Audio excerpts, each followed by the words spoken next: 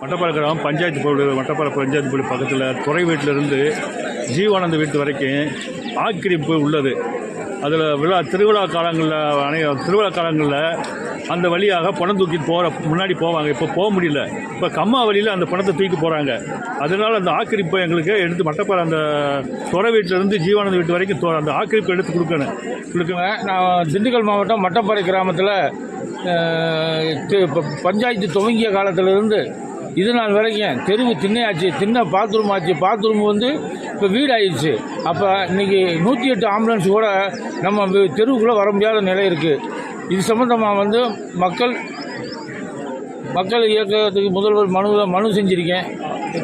மாண்புமிகு முதல்வர் அவர்கள் நடவடிக்கை எடுப்பார் என்று உறுதியோடு நம்புகிறேன். நன்றி, வணக்கம்.